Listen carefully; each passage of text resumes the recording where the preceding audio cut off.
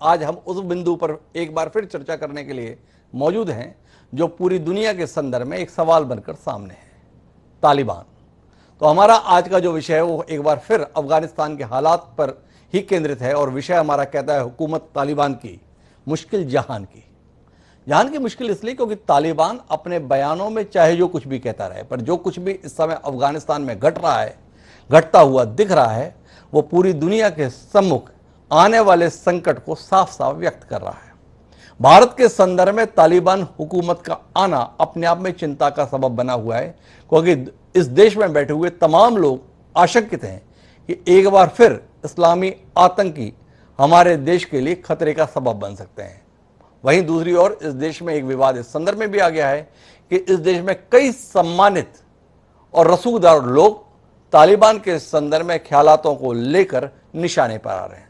तो आज हम इन्हीं सारे विषयों पर एक गंभीर किस्म का विमर्श करने की कोशिश करेंगे। कुछ खास मेहमान इस चर्चा का हिस्सा बनने के लिए हमारे साथ मौजूद हैं, उनसे आपका परिचय कराएं और इस संजीदा मसले पर कुछ गंभीर बातचीत करने की कोशिश करें। उससे पहले लेकिन समय है आज के विचार सूत्र का। हमारा आज का विचार सूत्र ये कहता है कि तावत भयस्य यत्वयम् यावदनान नागतम उत्पन्न तु भय तीव्र स्थातव्यैव रवि भीतिवत्। अर्थात भय से तब तक डरना चाहिए जब तक भय नहीं आया, भय उत्पन्न हो जाने पर निर्भीक के समान रहना चाहिए। तो ये विचार सूत्र हमें तालिबानी हुकूमत के अस्तित्व में आने के बाद व्यवहार के संदर्भ में सीख देता है। तालिबान के आने से क्या होगा इसको लेके हम समय समय पर भयाक्रांत रहे, पर अब जब तालिबान एक हकीकत के तौर पर हमारे सामने है तो इस भय से ग्रसित रहने के स्थान पर इसका मुकाबला कैसे करना है, ये हमारे विचार का और व्यवहार का आधार होना चाहिए। और इसकी रोशनी में अपनी चर्चा को आगे बढ़ाते हैं। हमारे साथ इस चर्चा का हिस्सा बनने के लिए चार खास मेहमान जुड़ चुके हैं। हमारे साथ में देश के जाने माने पत्रकार राहुल देव जी खासतौर पर इस चर्चा के लिए मौजूद हैं। हमारे साथ पत्रकार के तौर पर पाकिस्तान का एक चर्चित चेहरा शहजाद अनवर फारूकी साहब एक बार फिर खासतौर पर समय निकालकर जुड़े हैं, उनका बेहद स्वागत है। हमारे साथ प्रोफेसर धनंजय त्रिपाठी जी भी हैं जो सीनियर प्रोफेसर हैं south Asian university department of international relations के। कुछ ही देर में हमारे साथ में कर्नल दानवीर साहब भी होंगे जो रक्षा विशेषज्ञ के तौर पर हमारे साथ होंगे। पर चर्चा की शुरुआत मैं राहुल देव जी से ही करता हूं और राहुल देव जी से समझने की कोशिश करूंगा कि अफगानिस्तान में अब तालिबान एक हकीकत के तौर पर सामने है। वो तमाम दावे खारिज हो गए जिसमें तालिबानों को रोकने की बात कही जा रही थी। अमेरिका के राष्ट्रपति जो बाइडेन कह रहे थे कि वहां की सेना मुकाबला कर लेगी, पर ऐसा कुछ हुआ नहीं। पंजशीर जो आखिरी किला था वो अभी ध्वस्त हो गया, ये सामने दिख रहा है। पंजशीर के किले ध्वस्त होने के संदर्भ में खबरें हैं कि वो किला फतेह करने के लिए तालिबानियों को पाकिस्तान की वायुसेना की भी मदद हासिल हुई। इसकी रोशनी में राहुल जी इस पूरे घटनाक्रम पर आपका नजरिया, आपकी दृष्टि। मैं समझता हूँ ये कहने में अब तो कोई विशेष बात नहीं रह गई है कि सारी दुनिया के लिए अलग अलग कारणों से ये बहुत चिंतनीय घटना है और कम से कम पूरे एशिया की राजनीति को, जिसे भू राजनीति हम कहते हैं, जियो पॉलिटिक्स, उसको ये बहुत गहराई से और बहुत लंबे समय तक प्रभावित करेगी। कई देशों के आपसी रिश्ते को प्रभावित करेगी, उनकी एशिया, दक्षिण एशिया, मध्य एशिया, पूर्व एशिया, पश्चिम एशिया, इन सब में जो उनकी अपनी अपनी स्थितियां हैं, समीकरण अब तक बने रहे हैं, उनको ये बिल्कुल बदलेगी। और भारत के लिए तो ये विशेष तौर पर चिंता की बात है। पाकिस्तान के लिए भले ही वो खुशी की बात हो और पाकिस्तान इस समय बहुत खुश नजर आ रहा हो, लेकिन शायद उसको भी कुछ दिनों बाद समझ में आएगा कि शेर की सवारी का मतलब क्या होता है। लेकिन खैर वो जाने। भारत के लिए तो ये एक विशेष तौर पर चिंता का कारण है और इस समय चुनौती ये है कि भारत को अपनी नीति क्या रखनी चाहिए, क्या रणनीति रखनी चाहिए, क्या उसके जिसे हम शॉर्ट टर्म एक स्ट्रेटजी कहते हैं, टैक्टिक्स कहते हैं, उसकी टैक्टिकल रणनीति क्या होनी चाहिए और दूरगामी स्ट्रेटेजिक रणनीति क्या होनी चाहिए, नीति क्या होनी चाहिए। इसने ये भी सिद्ध किया है वैश्विक स्तर पर कि अमेरिका की को जो अब तक वो एक महाशक्ति के रूप में देखा जाता था, वो पूरी छवि उसकी ध्वस्त हो गई है। वो दुनिया में लोकतंत्र की रक्षा के लिए, लोकतंत्र को बचाने के लिए कवच के रूप में, सुरक्षा की एक ढाल के रूप में देखा जाता था, और उसको बड़ा आत्मविश्वास था अपने ऊपर, अपनी तथाकथित महाशक्ति होने के स्थिति पर, वो बिल्कुल ध्वस्त है। अमेरिका का मनोबल क्षीण हुआ है, अमेरिका की साख पूरी दुनिया में बहुत ज्यादा घट गई, बिल्कुल एकदम से जमींदोस्त हो गई है जी। इससे चीन को मौका मिल गया है एक बार फिर से सबसे बड़ी, सबसे शक्तिशाली वैश्विक शक्ति और देश बनने की ओर एक कदम और आगे बढ़ने के लिए, और एशिया में, दक्षिण एशिया, मध्य एशिया, पश्चिम एशिया में अपने को सबसे बड़ी ताकत के रूप में स्थापित करने के लिए। तो बहुत सारे इसके अलग अलग संसार के हिस्सों में अलग अलग परिणाम होंगे, अलग अलग प्रभाव होंगे, और एक बहुत जटिल परिस्थिति बन गई है, क्योंकि अफगानिस्तान सदियों से दुनिया के 3 बड़े हिस्सों को जोड़ने वाले संधि स्थल के रूप में रहा है, उनके पुल के रूप में रहा है। इसलिए उसका सदियों पहले भी एक बहुत महत्वपूर्ण सामरिक महत्व था, और आज वो शायद और भी ज्यादा हो गया। आज भी बहुत ही ज्यादा हो गया। लेकिन भारत के असमंजस को लेके, भारत की इंतजार करो की नीति को लेकर कोई दृष्टि राहुल जी आप साझा करना चाहेंगे? हमारे पड़ोसी मुल्क तालिबान के संदर्भ में अपने रिश्तों को लेकर बहुत स्पष्टता रखे हुए हैं। पाकिस्तान, तालिबान और पाकिस्तानी भाई भाई लगभग ये संदेश दिख रहा है। चीन तालिबान के प्रति अपनी मोहब्बत का इजहार करने में कोई कमी रख रहा है, ऐसा लग नहीं रहा है। और इनके बीच में भारत असमंजस में ही है, क्या करे क्या ना करे, ना दुश्मन करार देता है, ना दोस्ती स्वीकारने के लिए तैयार है। क्या कहेंगे इसके संदर्भ में? और वो भी तब जब तालिबान के प्रवक्ता सुहेल शाहीन ने स्पष्ट तौर पर कहा है कि जम्मू कश्मीर के मुसलमानों के लिए आवाज उठाने का अधिकार हमें है। मैंने पहले ही कहा कि भारत के लिए तो ये विशेष चिंता का कारण है, और भारत को अपने कदम बहुत फूंक फूंक कर रखने होंगे, बहुत गहराई से विचार करके रखने होंगे। और मैं समझता हूँ इसी विचार विमर्श में, और वहाँ क्या स्थिति बन रही है, क्या समीकरण उभर रहे हैं, इसको ध्यान से देखने, उसको निरीक्षण करने और उनकी मतलब और अर्थ को समझने के बाद भारत तय करना चाहता है कि वो वो अगले कदम क्या उठाए।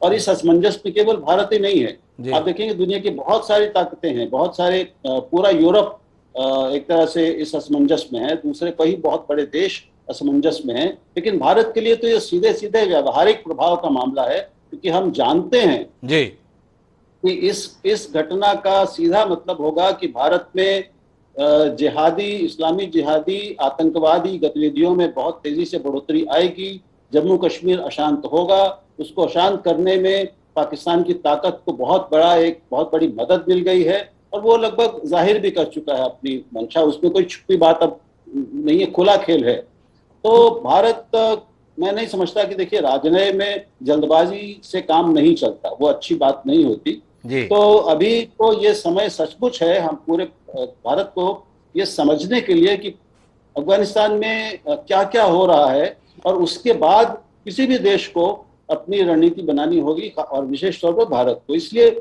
असमंजस जो भी दिख रहा है, उसको मैं कहूंगा कि वो इंतजार कर रहा है और बहुत ध्यान से चीजों को देख रहा है, ताकि कदम उठाने से पहले वो समझ ले कि स्थितियां क्या हैं और आगे किसी भी कदम के दूरगामी परिणाम क्या हो सकते हैं।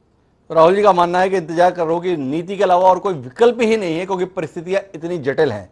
पर राहुल जी, मैं शहजाद साहब के पास जाऊं उससे पहले राष्ट्रीय परिप्रेक्ष्य से बाहर निकल कर अंतर्राष्ट्रीय परिप्रेक्ष्य में भी आपका एक नजरिया चाहिए।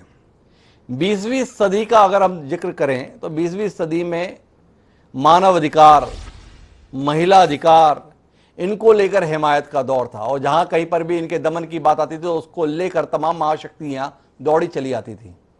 पर अफगानिस्तान में जिस प्रकार से दौर चल रहा है, क्या ये आतंकी ताकतों के सामने उन तमाम पैरोकारों का सरेंडर है, आत्मसमर्पण है, जो अब तक इन अधिकारों के सबसे बड़े हिमायती होने का दावा किया करते थे? वहां पर महिलाओं के साथ में जो व्यवहार हो रहा है वो दिख रहा है। 80,000 से ज्यादा बच्चे बेघर-बार हो गए हैं। इसके बावजूद भी महाशक्ति अमेरिका का राष्ट्रपति ये कह रहा है कि हमारा निर्णय बिल्कुल ठीक है। क्या ये मनुष्य होने के, मानव अधिकारों के हिमायती होने के, महिला अधिकारों के हिमायती होने के, या एक इंसान कहलाने के संदर्भ में जो लोग अपने समर्पण की बात करते थे, उनकी हार के तौर पर एक मील का पत्थर बन गया?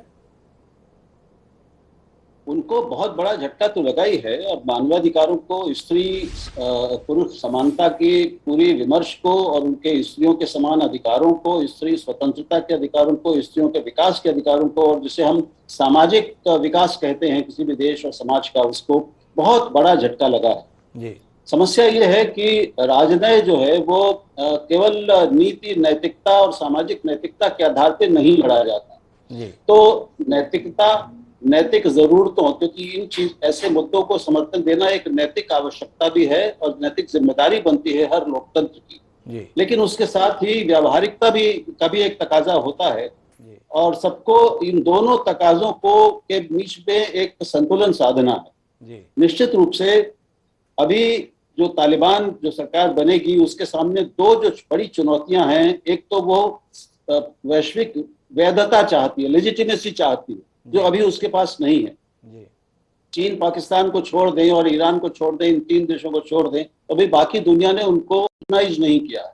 जी और दूसरी है उनकी आर्थिक खस्ता हाल।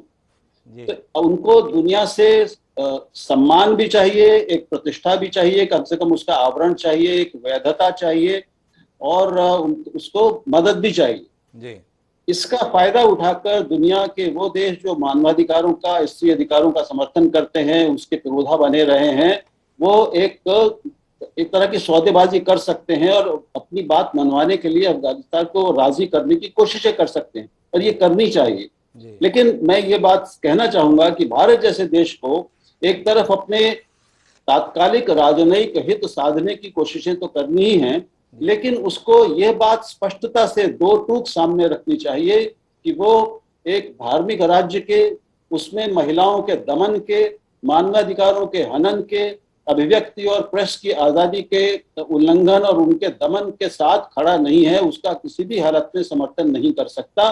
और वो अफगानिस्तान का जो राज्य है, नया राज्य बनेगा, वो अपने इन नागरिकों की इन स्वतंत्रताओं को और उसकी गरिमा को बनाए रखने के लिए दबाव महसूस करता रहे। ये भारत का एक काम होगा, पहले से सभी ताकतों का काम होना चाहिए, ऐसा मैं मानता हूं। राहुल जी ने भारत के संदर्भ में अपनी अपेक्षाओं को साझा किया है, भारत के सुदीप पत्रकार होने के नाते। लेकिन मेरे साथ में शहजाद अनवर फारूकी साहब हैं, जो पाकिस्तान से हमारे साथ जुड़ रहे हैं। पाकिस्तान इस समय हम कदम बना हुआ है तालिबान का। ISI के chief lieutenant general Faiz Hameed Kabul ही पहुंचे हुए हैं। खबर इस प्रकार की भी है फारूकी साहब की पंजशीर अंतिम किला जीतने के लिए पाकिस्तान ने यथासंभव आकाशीय मार्ग से मदद भी उपलब्ध कराई है। आपसे जानने में दिलचस्पी है कि क्या पाकिस्तान की मंशा राहुल देव जी के साथ मिलती जुलती रहेगी? मानव अधिकारों के संदर्भ में, महिलाओं के अधिकारों का दमन न होने के संदर्भ में, प्रेस की आज़ादी के संदर्भ में, लोकतंत्र के सम्मान के संदर्भ में, क्या ऐसी कोई उम्मीद तालिबानी हुकूमत जिसके साथ गले मिलता हुआ पाकिस्तान दिख रहा है, क्या उससे कोई अपेक्षा की जा सकती है ऐसी? जी बिस्मिल्लाहिर्रहमानिर्रहीम, और बहुत शुक्रिया जी फारूकी साहब, और आप सबकी खिदमत में आदाब। जी अच्छा, अब मैं गुजारिश ये करूं कि ये जो आपने जिन हकूक की बात की है, बुनियादी इंसानी हकूक की बात की है या ख़वातीन के हकूक की बात की है, ये जितने भी हकूक हैं, ये तो अब लगभग तय है कि दुनिया में कोई मुल्क भी ऐसा नहीं है जो खड़े होकर सरेआम ये कह सके कि वो इन हकूक के हवाले से अफगानिस्तान में पाबंदी नहीं चाहता, पाकिस्तान हो या कोई और मुल्क हो। मेरे ख्याल में इससे अब कोई फर्क नहीं पड़ता कि आप किसी मुल्क के हक में हैं या किसी मुल्क के खिलाफ हैं, लेकिन ये बात आपको बहरहाल तय करनी पड़ेगी कि आप इंसानी हकूक के हवाले से, ख़वातीन के हकूक के हवाले से बुनियादी तौर पर जो कॉन्सेप्ट हैं उनके साथ किस हद तक मुत्तफिक है। ये तो एक बात है कि इससे तो फरार मुमकिन नहीं है, पाकिस्तान हो या कोई भी और मुल्क हो। दूसरी बात यह है कि ये जो आपने एक सवाल किया जिसमें कहा गया कि पाकिस्तान और चीन को छोड़ दें, तो अगर आप इस तरह से पाकिस्तान और चीन को छोड़ना चाहते हैं तो मेरी इत्तला ये है कि रूस भी आएगा जब ये तकरीब होगी, उसके साथ साथ तुर्की भी आएगा, कतर भी आएगा, तो मेरे और 2-4 मुल्क और भी आ जाएंगे। तो 8-10 मुल्क तो लाजमी तौर पर उस तकरीब में शिरकत करेंगे जिसके तहत ये नई अफगान हुकूमत जो है वो अपना आगाज करने जा रही है। तो इस ऐसे में भारत किस किस को छोड़ेगा? और मैं आपसे एक बुनियादी सवाल आपके सामने रखना चाहता हूँ, या आपसे समझना चाह रहा हूँ, जो मेरी नाक़िस अक़ल आप लोगों का जो दलाइल है उनको समझने से कासिर है। देखिए, पाकिस्तान की तो एक मजबूरी है कि उसके ज़मीनी रास्ते हैं, राब्ते हैं अफगानिस्तान के साथ, पाकिस्तान के मजहबी ताल्लुकात हैं, वहाँ बसने वाले लोगों के साथ, पाकिस्तान में बसने वाले लोगों की ज़ुबान का वास्ता है वहाँ के बसने वाले लोगों के साथ। जी आपका कोई बॉर्डर नहीं लगता, आपका कोई ज़मीनी राब्ता नहीं है।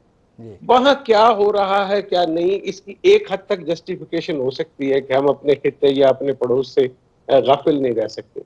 लेकिन ये जो हर चीज पे आपको एतराज है और हर चीज में आप पाकिस्तान को दखील कर देते हैं, ये जो साजिशी नजरिए घड़ने का मामला है, इसका तो कोई अंत नहीं होगा। मैं माजरत के साथ, जी अगर आप चाहते हैं कि आप ये कहें कि पाकिस्तान की फौज ने साथ दिया तो बड़ी कमाल बात हो गई जी। दुनिया जहान के सैटेलाइट ऊपर से देख रहे होंगे और पाकिस्तानी फौज ने जाके उनकी हेल्प कर दी वहां जाके पंजशेर की वादी में। इससे बड़ा लतीफा मेरा ख्याल है इस सदी में मैंने नहीं सुना। जी पाकिस्तान के हवाले से हमने जो कतई तौर पर तय किया है वो ये है कि हम इस मामले में इखलाकी सपोर्ट और इसके अलावा जो सफारती सपोर्ट है वो भी बाकी दुनिया के साथ मिल के तय करेंगे। ये पहली दफा हो रहा है कि पाकिस्तान अगर तालिबान की हुकूमत कायम होती है, और जिसके कुछ खदोखाल जो है वो अगले चंद दिन में सामने रखने जा रहे हैं, जो उनके जबीउल्लाह मुजाहिद हैं तर्जुमान उनके, वो कह रहे हैं कि हम तकनीकी मसाइल पर हैं, हम टेक्निकल इश्यूज को रिजॉल्व कर रहे हैं और एक नया आइन हम सामने रखना चाहते हैं जिसमें बहुत सारी चीज़ों का हल हो, और वो एक ऐसा आइन रखना चाहते हैं लोगों के सामने कि जिसको बैनुल अक़वामी बरादरी भी तस्लीम करे और जो उनके नज़दीक जो इस्लाम की तारीफ है और उस पर भी वो पूरा उतरता हो। वो इस तरह के मसाइल में घिरा हुआ एक मुल्क है। उसके अंदर मैंने जाके क्या करना है या आपने जाके क्या करना है या किसी और मुल्क ने, इस वक्त वो यहाँ पर अमन चाहते हैं। उन्होंने कहा वो सी पैक में शामिल होना चाहते हैं, इसलिए चीन भी अब आपके निशाने पे आ गया। वो जी चाहते हैं कि कासा जो बिजली का एक मंसूबा है, तवानाई का मंसूबा है, उसमें वो चाह रहे हैं कि वो शमूलियत इख्तियार करें। जो मंसूबे सेंट्रल एशिया के साथ पाकिस्तान के हैं, अफगानिस्तान अब उन मंसूबों में खुद शरीक होना चाहता है। आपकी तशवीश मुझे समझ आ सकती है, लेकिन इसको बेबुनियाद बातों और मफरूजों पर इसको आधारित करके अगर आप उस पर वामिला करते रहेंगे, इससे मसले का हल नहीं होगा। देखिए, मैंने आपसे अपनी पहली गुफ्तगू में ये गुजारिश की जी थी कि तालिबान एक हकीकत है, और मुझे खुशी हुई कि आज जब आपने प्रोग्राम का इंट्रो दिया तो जी आपने यहीं से शुरू किया कि तालिबान एक हकीकत है। जी तो आहिस्ता आहिस्ता चीजों को मानने की तरफ हम सब इकट्ठे हो रहे हैं। मेरे नजदीक जब तक मैं और आप इस बात पर मुत्तफिक नहीं होते कि हम सबको अमन के साथ और एक दूसरे की भलाई के साथ इसी खित्ते में सरवाइव करना हमारी मजबूरी है। देखिए, ना भारत को पाकिस्तान से मफर है, ना पाकिस्तान भारत के पड़ोस से कहीं भाग के जा सकता है। जी रिश्तेदारियां बदली जा सकती हैं, पड़ोसी नहीं बदले जा सकते। जितनी जल्दी हम इस हकीकत को तस्लीम कर लेंगे और को एग्जिस्टेंस के लिए एक दूसरे के साथ बातचीत के लिए तैयार नहीं होंगे, उस वक्त तक मैं और आप, हमारी जिंदगी में बेहतरी नहीं आएगी, ना हमारे आने वाले बच्चों की जिंदगी में कोई बेहतरी आएगी। तो बजाय इसके कि हम हर वक्त किसी न किसी कॉन्स्पिरेसी थ्योरी को लेके उसकी बुनियाद पर एक पूरा हवा खड़ा करके मैं और आप सारी दुनिया को डराना शुरू कर दें, हम प्रैक्टिकल बात करें, हकीकत पर मबनी बात करें। मैं वो ये जो प्रैक्टिकल ही समझना चाहता हूँ, माफी के साथ फारूकी साहब बीच में टोकने के लिए, वो प्रैक्टिकली समझना चाहता हूं। आपने कहा कि अभी अफगानिस्तान में आपको क्या करना है, हमें क्या करना है, पर आईएसआई प्रमुख लेफ्टिनेंट जनरल फैज अमीर साहब काबुल पहुंचे हुए हैं। हमें क्या करना है इसके बावजूद भी फैज साहब क्यों पहुंचे हुए हैं, ये सवाल है। किस लिए पहुंचे हुए हैं? एक तो जानने में दिलचस्पी है कि तालिबान अफगानिस्तान में काबिज हो, ठीक से काबिज हो, इसके लिए पाकिस्तान इतना प्रयत्नशील क्यों है? आपको तरतीबवार आपके सवालों का जवाब देता हूं। आपने कहा कि जो DGISI है वो वहां पे क्या करेंगे। देखिए, उनको ना जाना पड़ता अगर वहां भारत अपने 32 कॉन्सुलेट जो है वो कायम न करता। पाकिस्तान का DGISI कभी वहां ना जाता अगर वहां पर भारत जो है वो 3,000 अरब रुपए या 30,000 अरब रुपए वहां पर खर्च न करता। जी देखिए, बात यह है कि जब आप वहां जाएंगे जहां पे आपको नहीं जाना चाहिए, तो हमें अपने उस पड़ोस को, उस सरहद को, अपनी उस दीवार को हमें महफूज बनाना है। हमें इस बात को यकीनी बनाना है कि आइंदा आप इस रास्ते से हमारे मुल्क के अंदर बदअमनी ना फैला सकें। ये पाकिस्तान का मानना है कि पाकिस्तान के अंदर जो वाकयात होते हैं तहरीक तालिबान पाकिस्तान के लिबादे में, उसके पीछे जो है वो रामुलबस होती है, उसमें जो अफगानिस्तान की एजेंसी थी वो मुलविस होती है, तो पाकिस्तान के अपने खदशात हैं जिनके तहत वो ये यकीनी बनाने की कोशिश कर रहा है कि अफगानिस्तान के अंदर अगर हम दखल नहीं दे रहे तो कोई और भी दखल ना दे। फारूकी साहब ने बड़ा एक कमाल की दलील दी है हमसे कि जब आपने इतना सब कुछ अफगानिस्तान में लगाया तो उसके बाद हमारे पास चारा क्या है वहां जाने के अलावा। प्रोफेसर धनंजय त्रिपाठी जी मेरे साथ में हैं। फारूकी साहब का कहना है कि आपने पिछले दिनों जिस तरीके के पैसे अफगानिस्तान में लगाए हैं, इतने काउंसलेट आपने खोले हैं, हमें अपने मुल्क को बचाने के लिए, अपने मुल्क की बेहतरी के लिए जरूरी हो गया कि ISI चीफ को वहां भेजना पड़े। अफगानिस्तान भारत और पाकिस्तान के संबंध तय कर रहा है, क्या कहेंगे आप? देखिए, जो इंडियन कॉन्सुलेट थे, अगर आप आज भी देखें, बहुत सारे अफगान स्टूडेंट्स इंडिया में हैं, और कॉन्सुलेट मतलब कॉन्सुलेट उनके हेल्प के लिए थे वहां पर। जो इंडिया का इन्वेस्टमेंट था वो इन्वेस्टमेंट डेवलपमेंट सेक्टर में था, और India was very clear about it कि हम अपना जो भी अफगानिस्तान के अंदर इंटरवेंशन रखेंगे वो डेवलपमेंट सेक्टर में होगा। वहाँ का पार्लियामेंट बनाना हो, डैम बनाना हो, इलेक्ट्रिसिटी बनाना हो, रोड्स बनाना हो, तो इंडिया का इन्वेस्टमेंट उसके ही अंदर था, और इंडिया का कोई स्ट्रेटेजिक इंटरेस्ट वहां पर नहीं था इस तरह का। जी। जो ISI के चीफ वहां पर थे, तो हमें एक बात नहीं भूलनी चाहिए, और ये कोई अगर हम सिर्फ आज की स्थिति में बात करेंगे तो हो सकता है इसको इग्नोर कर लें, लेकिन जो मैटर ऑफ फैक्ट है कि तालिबान आज बचता ही नहीं अगर उसको पाकिस्तान का संरक्षण नहीं प्राप्त होता। जी। एक बहुत बड़ी शक्ति से जब आप लड़ रहे हैं, और आप एक नॉन स्टेट एक्टर हम इनको मानते हैं अंतर्राष्ट्रीय संबंध के हिसाब से, नॉन स्टेट एक्टर, ये स्टेट एक्टर्स नहीं है। जी। इनके पास इतने असलहे कहाँ से आए, इनके पास इतने गोले बारूद कहाँ से आए, ये एक बहुत बड़ा प्रश्न है। एक नॉन स्टेट एक्टर जो एक रेफ्यूज में रह रहा है पाकिस्तान के अंदर, और ये कोई इंडिया का सिर्फ क्लेम नहीं है, ये तो अमेरिका के जो पुराने राष्ट्रपति थे इसके पहले, उन्होंने अपने बयान में बोला है कि हम पाकिस्तान से काफी खफा है, क्योंकि एक तरफ उसने हमसे एड लिया और दूसरी तरफ इनको संरक्षण दिया जो कि अमेरिकी सेना से अफगानिस्तान के अंदर लड़ रहे हैं। जी। तो तालिबान जो बचा है आज, वो पूरी तरीके से पाकिस्तान के संरक्षण के साथ ही बचा हुआ है, और वहां पर ISI चीफ का होने का अर्थ ये है कि पाकिस्तान वहां पर जो भी तरह का गठबंधन या सरकार बनने जा रही है उसके अंदर क्या चीज होने वाली है उसमें वो उसका इंटरेस्ट है। अब क्या इंटरेस्ट? एक है कि तालिबान के अंदर भी तमाम सारे फैक्शंस हैं, जो हक्कानी फैक्शंस है वो पाकिस्तान के काफी क्लोज माना जाता है, ISI के काफी क्लोज माना जाता है। जी। एक जो सीधा इंटरेस्ट है कि हक्कानी नेटवर्क को कुछ इंपॉर्टेंट पोजीशन मिले। अभी जो बात सामने आ रही है कि शायद इंटीरियर मिनिस्टर जो है वहां से वो हक्कानी नेटवर्क से होने चाहिए, और इंटीरियर मिनिस्टर अगर हक्कानी नेटवर्क से है तो उनको तमाम सारे गवर्नर्स अपॉइंट करने की परमिशन होगी। तो मेरे ख्याल से ये एक चीजें हैं जो अभी जो गतिरोध चल रहा है उसमें वो अहम भूमिका निभाने के लिए वहां पर है, ना कि भारत को मतलब पुराने कॉन्सुलेट और ये सब के लिए है। जो दूसरी चीज है कि भारत के वहां पे इंटरेस्ट क्या है, अगर देखिए इंडिया का इंटरेस्ट साफ तौर पर है, सेंट्रल एशिया एक एनर्जी रिच इलाका है, और अफगानिस्तान एक हार्ट ऑफ एशिया कहा जाता है, जो South Asia, Central Asia, West Asia को जोड़ता है। जी। और जो हमारे बॉर्डर्स की बात है वो एक अगर आप देखिए तो वो पाक ऑक्यूपाइड कश्मीर के थ्रू वो बॉर्डर लगता है, पर इंडिया का भी अपना एक नेचुरल बॉर्डर देखा जाए तो अफगानिस्तान के साथ है। जी। तो इन तमाम चीजों को देखते हुए भारत का काफी इंटरेस्ट है, और मेरे ख्याल से भारत का नहीं पूरे दक्षिण एशिया का इंटरेस्ट अफगानिस्तान के साथ जुड़ा हुआ है। अब सवाल ये कि अगर हम मित्रता की बात करें, और चलिए जो आज नए ताल्लुकात है या जो भी स्थिति वहां पर उभरी हुई है, उसमें एक ये भी बड़ा इंपॉर्टेंट बात है कि लश्कर और जैश जैसे संगठन ने भी तालिबान के इस कैंपेन में सपोर्ट किया है। जी। अब सवाल ये है कि ये संगठन जो सपोर्ट कर रहे हैं तालिबान को, ये एंटी इंडिया ऑर्गेनाइजेशन है। अगर ये वहां पर अफगानिस्तान में है तो ये किस मकसद के साथ है, ये क्या करने वाले हैं, इनका फ्यूचर प्लान क्या है? तो इन तमाम चीजों को लेकर के एक जो सोच इंडिया के अंदर है वो ये है कि शायद, और हमें भूलना नहीं चाहिए कि 1996 से 2001 का जो तालिबान था उसके अंदर अल-कायदा भी था, उसके अंदर तमाम सारे इंटरनेशनल टेरर ऑर्गेनाइजेशंस भी थे। IC-814 का अपहरण करके कंधार ले जाया गया, वहां से जो टेररिस्ट रिलीज हुए वो पाकिस्तान गए। तो इतनी तमाम चीजें हैं, तो ये कहना कि भारत वहां पे क्या कर रहा है या नहीं कर रहा है कोई इंटरेस्ट नहीं, मतलब मुझे नहीं लगता कि एक सही तरह का आकलन होगा।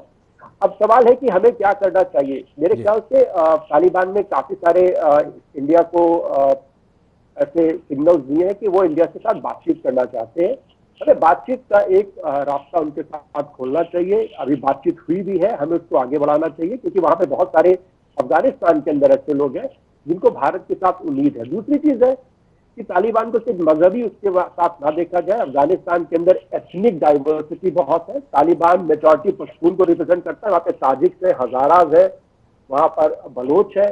उन तमाम लोगों के साथ तालिबान क्या करने वाला है, क्या उनका रिप्रेजेंटेशन सरकार में होगा कि नहीं होगा, ये तमाम सारे मसले हैं। तो इतना आसानी के साथ बोल देना कि पूरा मामला इतनी आसानी से नहीं निकलेगा, ये प्रोफेसर धनंजय त्रिपाठी जी का कहना है। पर भारत को संवाद का जरिया खोजना चाहिए, जो थोड़ी बहुत बात चल रही है उसे और बेहतर स्थिति में ले जाना चाहिए। ये तो धनंजय जी इस नतीजे पे पहुंचे हुए हैं। मेरे पास कुछ सवाल है, लेकिन मैं उन सवालों को लेकर राहुल देव जी के पास जाऊंगा, लेकिन उससे पहले कर्नल दानवीर जी हमारे साथ जुड़ चुके हैं रक्षा विशेषज्ञ के तौर पर, और उनसे मेरी चिंताएं कुछ दूसरे संदर्भ में हैं। कर्नल साहब, जब पहले तालिबान अस्तित्व में थे, हुकूमत में थे, उस समय पर उनके रवैये को, तरीके को दुनिया ने देखा हुआ है। दुनिया में तमाम आतंकी घटनाओं के केंद्र में तालिबान हुकूमत का समर्थन था, इस बात की मान्यता है। बदली हुई परिस्थितियों में बड़े पैमाने पर आधुनिक हथियार इस समय तालिबानी लड़ाकों के कब्जे में आए हैं। चूंकि अमेरिका के द्वारा जो हथियार अफगानिस्तान की सो कॉल्ड फौज को उपलब्ध कराए थे, वो उसने बिना लड़े ही तालिबानियों के हवाले कर दिए हैं। इतनी बड़ी संख्या में असलाहों की उपलब्धता सहजता से ही हो जाना, क्या आने वाले समय में इस दुनिया में आतंकी घटनाओं को बढ़ाने में मददगार नहीं होगा? बतौर रक्षा विशेषज्ञ आपसे इस नजरिए से विचारों को जानने में दिलचस्पी है। किस नजरिए से देखते हैं तालिबानियों का इस तरीके से बड़े पैमाने पर हथियारों के जखीरे को हासिल कर जाना? जी, सबसे पहले तो मैं ये बता दूं कि ये वाले जो तालिबान हैं वो पिछले तालिबान से इसलिए मुख्तलिफ हैं जी कि ये पूरी तरह पाकिस्तान के कंट्रोल में नहीं है। पिछले वाले तालिबान पूरी तरह निर्भर थे, पूरी तरह कंट्रोल में थे। ये वाले तालिबान आए हैं, इनका दुनिया के साथ में तजुर्बा है, इंटरनेशनल लेवल पर इन्होंने मुज़ाकरात करी हैं, इन्होंने दुनिया को देखा है। जो पहले वाले तालिबान थे वो जंगली तालिबान थे। मुल्ला उमर जो सीधा मदरसा से निकल के और सीधा काबुल पर पहुंच गए थे, उनको पता ही नहीं था। उनकी दुनिया उन्हीं बियाबान इलाकों में थी और कुरान के क से शुरू होती थी और ना पे खत्म हो जाती थी। तो अब वाले जो तालिबान हैं, इनको पूरी दुनिया का मालूम है, इनको ये मालूम है कि दुनिया कैसे चलती है और उसमें सरवाइव करना है तो क्या करना है। और ये वाले तालिबान जब भारत के साथ में इंक्लूजन की बात करते हैं, जब ये कहते हैं कि भारत का जो इन्वेस्टमेंट अफगानिस्तान में हुआ है उसके लिए हम बहुत बहुत शुक्रगुजार हैं, तो पाकिस्तान के अंदर घबराहट पैदा हो जाती है। पाकिस्तान, याद रहे, पंजाबी पाकिस्तान है। और अगर आप ट्विटर को फॉलो करें, खास तौर से जो पख्तून ट्विटर हैंडल हैं, चाहे वो अफगानिस्तान के हों चाहे वो पाकिस्तान के अंदर हो, उनमें कई पख्तूनों में ये सेंटीमेंट है, एंटी पंजाबी सेंटीमेंट ये उभर के आ रहा है। तो पाकिस्तान का आईएसआई चीफ का काबुल में पहुंचना इसी घबराहट का हिस्सा है। वो चाहते हैं कि ये तालिबान वैसे ही तालिबान रहें जैसे पहले वाले तालिबान थे। उनको नए तालिबान पसंद नहीं आ रहे, इसीलिए मुल्ला बरादर के ऊपर गोली चली और वो जख्मी है। और आईएसआई चीफ इसीलिए वहां काबुल पहुंचे कि पंजशीर की लड़ाई में पाकिस्तानी फौजों की डायरेक्शन दे सकें, वहां पर हक्कानी नेटवर्क को पंजशीर के खिलाफ लड़वा सकें। और वो चाहते हैं कि हक्कानी नेटवर्क काबुल के अंदर जो भी गवर्नमेंट बने उसके अंदर बहुत इंपॉर्टेंट रोल अदा करें। याद रहे, ये हक्कानी नेटवर्क 1973 में जुल्फिकार अली भुट्टो ने अफगानिस्तान की सरकार को ही काउंटर करने के लिए बनाया था। इसके ऊपर बहुत सालों का इन्वेस्टमेंट है। और हक्कानी के जो नुमाइंदे हैं, अगर आप इनके नाम मेरे को बड़े मुश्किल होते हैं लेने, सिराजुद्दीन हक्कानी और अनस अगर आप हक्कानी, इनकी टेलीविजन पर इनकी बाइट सुनेंगे तो आपको उनमें पख्तून टच कम और पंजाबी टच ज्यादा नजर आएगा। ये मैं पंजाबी इसलिए बोल रहा हूं क्योंकि आपको ये समझना चाहिए कि अंडरलाइन क्या है जी। और ये जो सरकार वहां जो बन नहीं पा रही है वो इसलिए नहीं बन पा रही है कि वो बना नहीं पा रहे हैं, वो इसलिए नहीं बन पा रही है कि पाकिस्तान का उसके अंदर बहुत जबरदस्त दखलंदाजी है। और कल ही अफगानिस्तान के जो स्पोक्स पर्सन है तालिबान के, उन्होंने ये कहा है कि किसी भी देश को हमारे इंटरनल मैटर में मुदाखलत नहीं की देने दी जाएगी। ये इशारा आईएसआई चीफ को ही था। लेकिन बहरहाल अभी सिचुएशन इमर्जिंग है, अभी तालिबान खुद भी इतने पावरफुल नहीं है और हर एक मेजर शहर के अंदर तालिबान के खिलाफ मुजाहरे हो गए हैं। अब आपका बुनियादी सवाल जो आपने मेरे से पूछा कि इतना बड़ा हथियारों का जखीरा इनके हाथ लग गया है तो ये क्या करेंगे। देखिए, अगर बंदर के हाथ में उस्तरा दे दिया जाए, चाहे उस्तरा कितनी भी बड़ी कंपनी का क्यों ना बना हो, कितनी जबरदस्त मेटलर्जी उसमें क्यों ना हो, वो उस्तरा बेसमझे चलाता है और अपने लोगों को ज्यादा काटता है बजाय कि किसी और को। तो यस, पूरी दुनिया को इसका खतरा है और उस खतरे के चलते पूरी दुनिया सतर्क है। और सबसे बड़ा खतरा अगर इस पूरे खेल के अंदर है तो वो पाकिस्तान को है और पाकिस्तान को ये रियलाइज भी हो रहा है। देखिए, मैं राहुल जी के पास वापस रुक करता हूं और राहुल जी, मैं वहां से शुरू करना चाहता हूं जहां से फारूकी साहब ने बात को छोड़ा था कि आईएसआई चीफ वहां क्यों पहुंचे हैं। साफ जाहिर है कि तालिबानी हुकूमत किस तरीके से बने, उसमें कौन कैसे रहे, इस तक में पाकिस्तान अपना दखल चाहता है, अपना दखल दिखा रहा है। क्या ऐसी कोशिशों के बीच में भारत केवल दर्शक के तौर पर बना रहे पर्याप्त है? नहीं, ये तो फारूकी साहब भी जानते हैं कि हम सब पत्रकार हैं तो हम कुछ भी कहें, लेकिन असलियत हम भी जानते हैं, वो भी जानते हैं। कई बार अपने देश को भी का बचाव करना जरूरी हो जाता है ऐसे जगहों पर, जब दूसरे देश के पत्रकार या लोग भी हों तो वो ठीक है, हम लोग समझते हैं इसको। तो असलियत को जानते हैं। अब अभी इस वक्त खबर जो मैं भी पढ़ रहा था आपकी बातचीत सुनते हुए, वो ये है कि काबुल में, हेरात में और मज़ार शरीफ में वहाँ की महिलाओं ने प्रदर्शन किया है। वो आईएसआई और पाकिस्तान को बाहर रखना चाहती हैं, प्लेकार्ड्स हैं। और अभी की सबसे ताज़ा खबर ये है कि काबुल में वहाँ की महिलाएं प्रदर्शन कर रही थी, पाकिस्तान एम्बेसी के आगे, और पुलिस को गोलियां चलानी पड़ी हवा में। ये अभी कुछ मिनट पहले, आधे घंटे पहले की खबर है जी। तो अब ये अफगानिस्तान और वहाँ के लोग भी वैसे नहीं है जैसे 20 साल पहले थे, और जैसा कर्नल राजवीर कह रहे थे कि अब तालिबान भी पहले 20 साल पुराना मोहल्ला उमर वाला तालिबान नहीं है, दोनों बदले हैं जी। अफगानिस्तान के लोगों को आधुनिक तौर तरीकों का, वहाँ की महिलाओं को खुलेपन का, आज़ादी का, पढ़ाई में पुरुषों के साथ बैठकर पढ़ाई लिखाई करने का, कुछ काम करने का, नौकरियां करने का, रोजगार करने का ये अनुभव हो चुका है जी। अब उनके जो डर हैं कि ये उनको फिर से दबाया ना जाए, उनको वापस ना भेजा जाए। और हम देख रहे हैं कि जो कुछ नए उन्होंने गाइडलाइंस आई हैं तालिबान की कि अब अलग अलग एक ही क्लासरूम में अलग अलग बैठेंगे लड़के लड़कियां वगैरह वगैरह, ये सब हो जी। तो दोनों देशों की, दूसरी बात कि पाकिस्तान के बहुत बड़े जाने माने पत्रकारों सहित सारी दुनिया के रक्षा विशेषज्ञ इस पर कई किताबें लिख चुके हैं, कम से कम 50 किताबें होंगी जो ये बता रही हैं रिसर्च के बाद कि तालिबान पाकिस्तान की ही पैदावार है, वही उसी की उपज है जी। इसमें अब ठीक है, हम आपस में बहस यहाँ पे कुछ भी कह लें, लेकिन अहमद राशिद की ही किताब को पढ़ लें, बहुत मशहूर किताब है, जो पाकिस्तान के बहुत बड़े पत्रकार रहे हैं।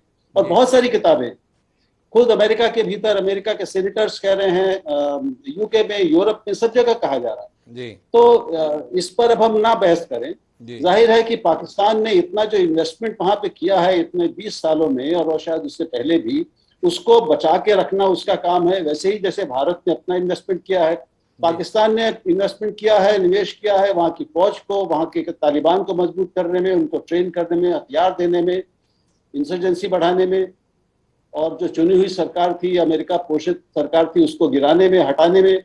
भारत का इन्वेस्टमेंट मैंने काबुल में जाके देखा है, वहाँ की सड़कें, वहाँ के अस्पताल, वहाँ के संसद भवन, इस तरह का ये भारत का निवेश है, तो दोनों को अपने अपने निवेश, अपने अपने इन्वेस्टमेंट बचाने हैं और अपना एक प्रभाव का कायम रखना है। जब पाकिस्तान नहीं था जी और जब वो भारत का हिस्सा था, ये तो खेल सिर्फ अभी 70 साल पुराना ही तो है, 70-75 साल, उससे पहले तो पाकिस्तान नहीं था, भारत ही था। जी तो अफगानिस्तान हमारा पड़ोसी था, कई सदियों से था, तो वो रिश्ते भी हैं। अफगान जो है वो इलाज के लिए अगर उनको बाहर कहीं जाना पड़ता है तो हिंदुस्तान इतना ज्यादा क्यों आते हैं, पाकिस्तान क्यों नहीं चले जाते? तो बहुत सारे सवाल हैं। वो हमारे संबंध रहे, लेकिन मैं राहुल जी आपसे उस खबर पर बात करना चाहता हूं जिसका उल्लेख आपने अभी इस चर्चा के दौरान किया कि काबुल में महिलाओं के द्वारा ऐसे नारे लगाए गए। पत्रकार का मूलतः मन शंकालु होता है, इसलिए आपसे सवाल है, क्या इन खबरों की सत्यता पर आपको एतबार है कि महिलाएं प्रदर्शन कर रही ही हैं काबुल की सड़कों पर, हेरात की सड़कों पर, या ये तालिबान जो अपने आप को बदला हुआ दिखाने की कोशिश कर रहे हैं उसके तहत ये प्रायोजित खबरें हैं कि देखिए हम कितने बदल गए हैं कि हमारे होते हुए महिलाएं प्रदर्शन कर पाती है? थोड़ा सवाल है आपसे, क्योंकि दो अलग अलग किस्म की खबरें हैं हमारे पास। हमारे पास खबरें हैं कि पुलिस अधिकारी, महिला पुलिस अधिकारी को उसके परिवार के सामने गोली मार दी गई। हमारे पास खबरें हैं विमानतल की, वो वीडियोस हैं जिसमें अपनी बेटियों की विमानतल पर ही शादी करके भिजवाने की कोशिश की जा रही, और उसके बीच में महिलाएं प्रदर्शन कर ले रही है। थोड़ा विरोधाभास है। क्या ये विरोधाभास, क्या ये शंका राहुल जी जैसे जहीन दूरदर्शी पत्रकार के भी मन में आती है? मैं जवाब दे रहा हूं। आप अभी अगर किसी न्यूज साइट को खोलेंगे, अब यहीं बैठे बैठे, क्योंकि मैंने खोला, मैंने वो तस्वीरें देखी हैं जी, तो तस्वीरें छपी हैं, अब तस्वीरें भी झूठी हैं। तो ये तो नहीं हो सकता कि ये मतलब भारत ने यहाँ से कुछ लोगों को, अपने एजेंट्स को भेज दिया हो जो बुर्का नकाब पहनकर वहां पर प्ले कार्ड लेकर ISI go back, no ISI, ये प्ले कार्ड लेकर प्रदर्शन कर रही है। तो ऐसा तो शायद नहीं होगा। तो वही की अफगानिस्तान में हम जानते हैं कि बहुत से अलग अलग राहुल जी मैं माफी का बीच में रोकना चाहता हूं। पाकिस्तान यथासंभव अंतर्राष्ट्रीय स्तर पर यह सहमति बनाने का प्रयास कर रहा है कि यह तालिबान वो तालिबान नहीं है, इस तालिबान के अंदर वैसी कट्टरता नहीं है, इस तालिबान को अंतर्राष्ट्रीय स्तर पर मान्यता देना जरूरी है। मैं वापस आपको उस सवाल पर रेखांकित करता हूं कि तालिबान का कब्जा हो और महिलाएं प्रदर्शन कर लें और उसके बाद भी जिंदा रह जाएं, क्या ये अपने आप में बदले हुए तालिबान का सर्टिफिकेट नहीं है? क्या ये खबरें तालिबान को अंतर्राष्ट्रीय मान्यता दिलाने में मददगार नहीं है? क्या ऐसी साजिश या ऐसी कोशिश को आप सिरे से खारिज करते हैं? ये मेरा सवाल है। देखिए, अगर तालिबान को लेजिटिमेसी लेनी होगी तो वो ये दिखाने की कोशिश करेगा कि हम बदल गए हैं, क्योंकि उसने बयान दिए हैं कि अब पहले जैसा महिलाओं का दमन नहीं होगा, उनकी पुरानी आज़ादियां एक हद तक कायम रहेंगी शरिया के दायरे के भीतर जी, और उनको पढ़ने की आज़ादी होगी, उनको बाहर आने जाने काम करने की आज़ादी होगी। ये तो तालिबान के बयान है जी, तो वो तो उसके हक में तो ये होगा कि वो ये दिखाए, देखिए साहब हमारी ये महिलाएं हैं जो महिलाएं हमारा समर्थन कर रही हैं। जी, लेकिन उसी के जो बनने वाली सरकार है उसके बहुत जिम्मेदार लोग आईएसआई के चीफ से मुलाकात कर रहे हैं और उस मुलाकात को खुलेआम मुलाकात कर रहे हैं, कोई चोरी छुपे मुलाकात नहीं है जी। तो और उसके खिलाफ प्रदर्शन हो रहा है। तो इससे तालिबान का कब्जा सब जगह नहीं हुआ है। अफगानी जनता के भीतर तालिबान और आईएसआई के खिलाफ एक रेजिस्टेंस मौजूद है। कुछ हिस्से हैं, कुछ फिरके हैं जो उससे सहमत नहीं है। ये जाहिर हो रहा है ना, ये जाहिर हो रहा है। पर फारूकी साहब मैं वापस आपके पास रुक करता हूं, और आपने पिछली बार के उस जिक्र को कहा था कि ये तो बेसिर पैर की बात है, जिसमें आप कह रहे हैं कि पंजशीर में पाकिस्तान कोई भूमिका निभा रहा है। लेकिन ताजा तरीन खबर यह है कि ईरान के विदेश मंत्रालय ने बाकायदा बयान जारी किया है जिसमें उसने कहा है कि पाकिस्तान की भूमिका की जांच होनी चाहिए पंजशीर पर हमले के संदर्भ में। यह भारत की तरफ से नहीं, ईरान की तरफ से है। अब ईरान के विदेश मंत्रालय के आधिकारिक बयान पर फारूकी साहब आप क्या कहेंगे? दूसरा, आप पिछली बार खुद ही बोल रहे थे कि हम वहां पर इसलिए हैं, तो क्या आप अफगानिस्तान में ऐसी तालिबानी हुकूमत के पक्षधर हैं जिसके कब्जे में पंजशीर ना हो, या आप इस बात के हिमायती हैं कि तालिबान हुकूमत पूरे अफगानिस्तान पे होनी चाहिए और पंजशीर भी उसका हिस्सा होना चाहिए? देखिए, जो पहली बात है वो तो ये है कि पंजशीर या कोई भी इलाका जी जिसका मुकम्मल कंट्रोल नहीं होगा, जो काबुल में बैठा है अगर उसका मुकम्मल कंट्रोल नहीं होगा तो वहां पर अमन नहीं आएगा। ये जी बात तो तय है। इसलिए वो तालिबान हो या गैर तालिबान हो या शुमाली इत्तेहाद वाले हो या कोई और हो, मुझे इससे कोई गरज नहीं है। मुझे तो वहां पर इस बात से गरज है कि एक मुस्तहकम हुकूमत हो जो किसी तरह से वहां पर कंट्रोल बना सके। जी और दूसरी बात यह है कि मुझे ये भी खुशी है गो कि आज आपका पैनल थोड़ा नहीं सारा ही चेंज है। मैं पहले दिन से जो बात कह रहा था, आज आपका पैनल वहां खड़ा है जो मैं पहले दिन से कह रहा था कि तालिबान हकीकत है, आपको उनसे बात करनी चाहिए, वो बात करने के लिए तैयार हैं, आप वहां पे इन्वेस्टमेंट कर रहे हैं। अब ये सारी बातें हो रही हैं और आप ये कह रहे हैं कि आपको बात करनी चाहिए। वंडरफुल, जबरदस्त, ये बहुत अच्छी बात है। मैं बिल्कुल चाहता हूं कि आप बातचीत करें। जी जहां तक बात है कि आईएसआई चीफ वहां पर क्यों गए, तो कम से कम 4 दफा तो मुझे याद पड़ता है कि आपके जो कौमी सलामती के एडवाइजर हैं जी उनको 4 दफा तो मैंने देखा है पिछली हुकूमत के दौर में वहां पर। अब अगर एक दफा डीजी आईएसआई चले गए तो ऐसा क्या मसला हो गया। जी तीसरी बात यह है कि एक बड़ा कमाल का आर्गूमेंट मैं सुन रहा हूं कि पाकिस्तान ने 1970 से जुल्फकार जो हक्कानी नेटवर्क पर इन्होंने इन्वेस्टमेंट की, उसके बाद ये तालिबान के साथ, मुजाहिदीन के साथ हमारी एक तारीख है। और वो तारीख ये है कि पहले हमने दुनिया की एक सुपर पावर जिसको सोवियत यूनियन कहा जाता था, रशिया, पहले हमने उसको शिकस्त दी वहां पे। चूंकि वो तालिबान या जो अफगानी है वो तो किसी काबिल है नहीं, तो वो जाहिर है पाकिस्तान ने उनको हराया, पाकिस्तान ने उनको मार भगाया और ऐसा मार भगाया कि वो अपना बोझ नहीं उठा सके, वो टूट के फारग हो गया वो।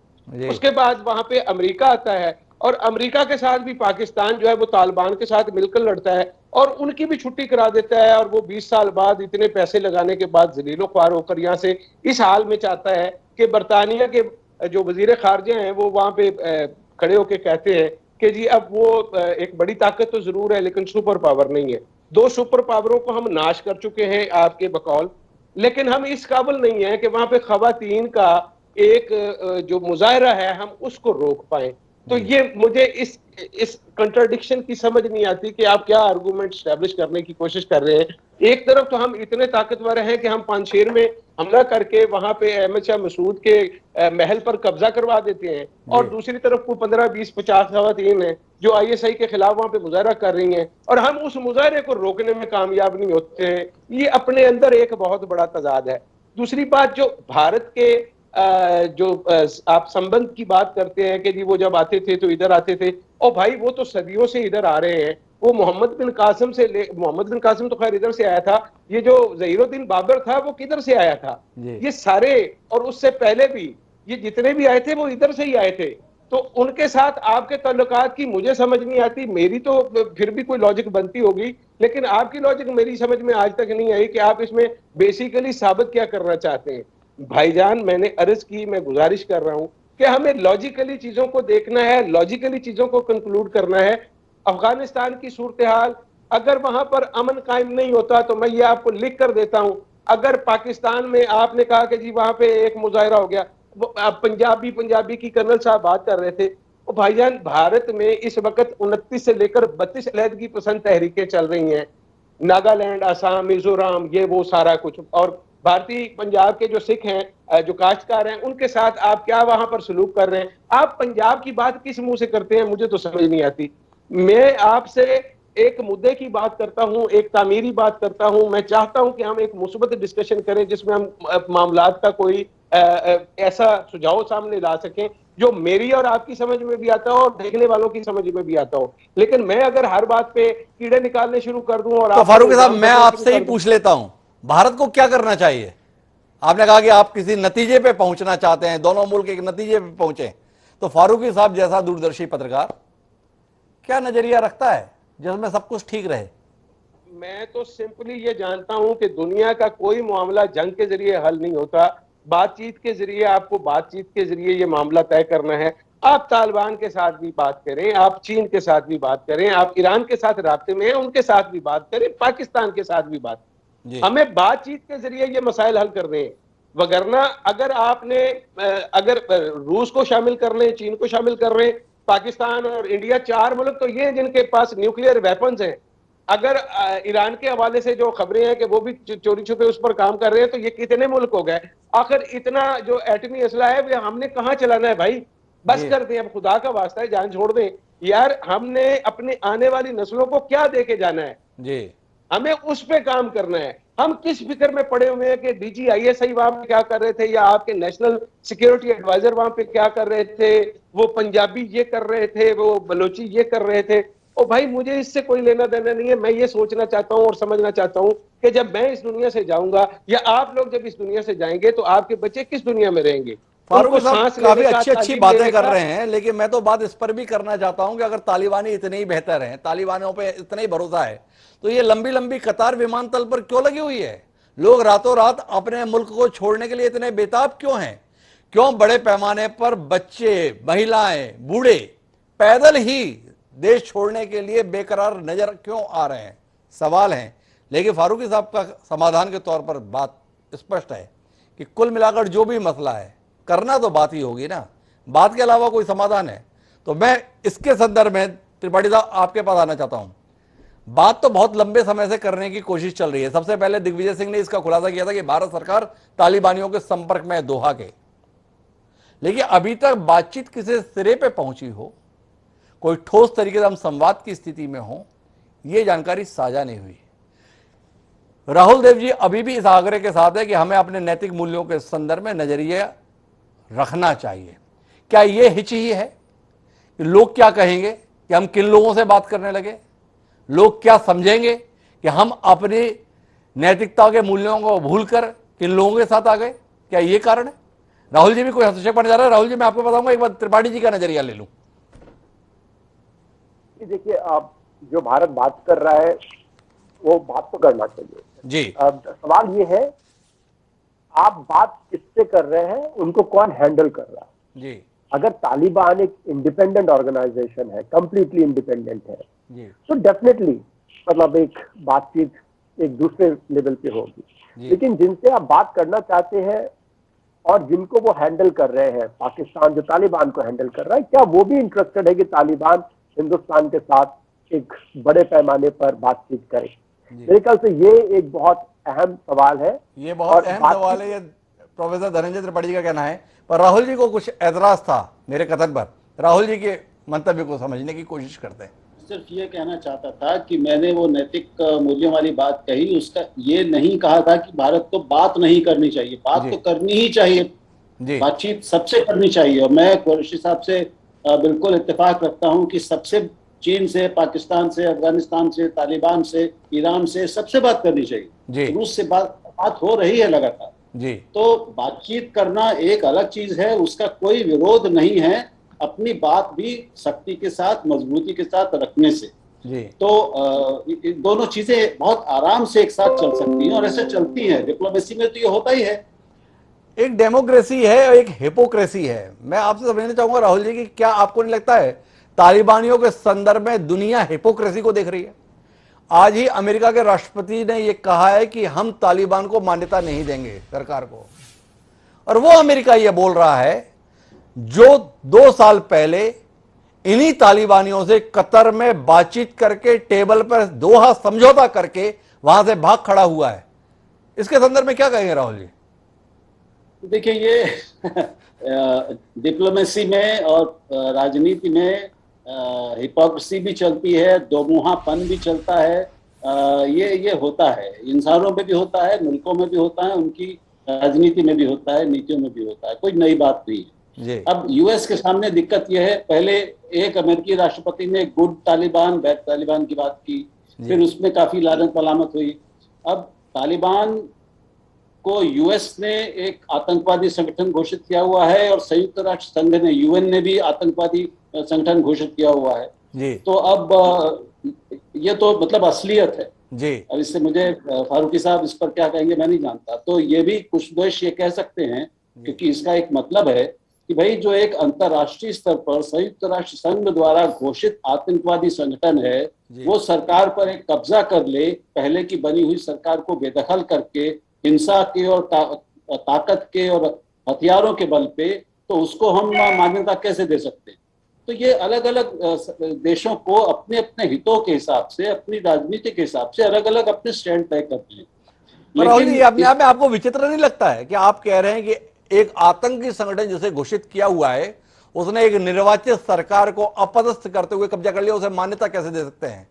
और जब वो निर्वाचित सरकार थी, उस सरकार के रहते हुए यही अमेरिकी सरकार उन आतंकी संगठन के साथ एक टेबल पर बैठकर समझौता करती है और समझौता करके उसका पालन भी सुनिश्चित करती है। 31 अगस्त को अमेरिकी फौजों के द्वारा जमीन छोड़ देनी थी अफगानिस्तान की, 30 अगस्त की रात को छोड़ दी है। उसके बाद आज जो बाइडेन कह रहे हैं कि हम मान्यता नहीं देंगे। मान्यता उसी दिन नहीं हो गई थी तालिबान की, जिस दिन समझौता करने के लिए साथ बैठ गए थे दोहा में। देखिए, बाइडेन की अपनी साख तो मैं पहले ही कहा शुरू में कि वो बिल्कुल जमींदोज हो चुकी है। वो अब बहुत उनके लिए उसको वापस हासिल करना बहुत मुश्किल काम है जी। तो ये उनकी कमजोरी जाहिर है। आखिर ये सवाल उनके लिए भी बनता है कि आप 20 साल से वहां पे कर क्या रहे थे, आपने क्या किया वहां पर? आप कह रहे थे कि हम अफगानी फौज को तैयार कर रहे हैं कि वो अपने पैरों पे खड़ी हो सके, अफगानी प्रशासन को तैयार कर रहे हैं कि वो अपने देश का प्रशासन खुद अपने भरोसे पे कर सके, लेकिन वो तो कुछ हुआ नहीं। सब कुछ बिल्कुल ताश के पत्तों की तरह ढह गया। तो अमेरिका कर क्या रहा था 20 साल वहां पे? केवल हथियार देने से थोड़ी एक देश बनता है। तो बहुत सारे कड़े सवाल हैं जिनके जवाब अमेरिका को देने हैं। कई सारे सवाल है जिनके जवाब उन्हें देने हैं। तो कुल मिलाकर हम अगर बातचीत के मर्म पे पहुंचे तो हमारा विषय एकदम सटीक साबित होता है इस विमर्श के अंतर्गत। हमारा विषय था हुकूमत तालिबान की, मुश्किल जहान की। कुल मिला के एक तालिबान का अफगानिस्तान में काबिज होना पूरे जहान के लिए सिरदर्द का विषय हो गया है, क्योंकि सब अपनी साख बचाने, अपने वजूद बचाने, अपने स्टैंड को बचाने के संदर्भ में तर्कों की तलाश कर रहे हैं। पाकिस्तान के लिए स्थिति मुफीद है क्योंकि वो तालिबान के साथ खड़ा है, पर वो देश जो तालिबान के खिलाफ खड़े थे उन सब के लिए अपनी नई भूमिका तय कर पाना बेहद मुश्किल बना हुआ है। देखें इस मुश्किल का सामना किस रूप में निकल कर आने वाले समय में हमारे सामने आता है। लेकिन फारूकी साहब का कहना बहुत साफ है, जो भी समाधान खोजना है बातचीत के जरिए ही खोज पाना संभव होगा। देखें ये बातचीत किस और रुख लेती है। बहरहाल आप सभी मेहमानों का बहुत बहुत धन्यवाद हमारे साथ इस चर्चा का हिस्सा बनने के लिए। समय है अब आज के शेर का। हमारा आज का शेर दुनिया के सम्मुख तालिबान को लेकर उपजी उलझन को समर्पित है। हमारा शेर ये कहता है कि जिसकी आवाज में सिलवट हो निगाहों में शिकन, कि जिसकी आवाज में सिलवट हो निगाहों में शिकन, ऐसी तस्वीर के टुकड़े नहीं जोड़े जाते। गुलजार ने यह कमाल का शेर किसी आशिकी के तहत लिखा था, लेकिन ये आशिकी पर लिखा हुआ शेर सियासत में बड़ा मुफीद आज महसूस हो रहा है। देखें आगे निकलता क्या है। बहरहाल अब मुझे दीजिए, कल फिर मिलते हैं नए विषय के साथ। सादा पढ़ाओ।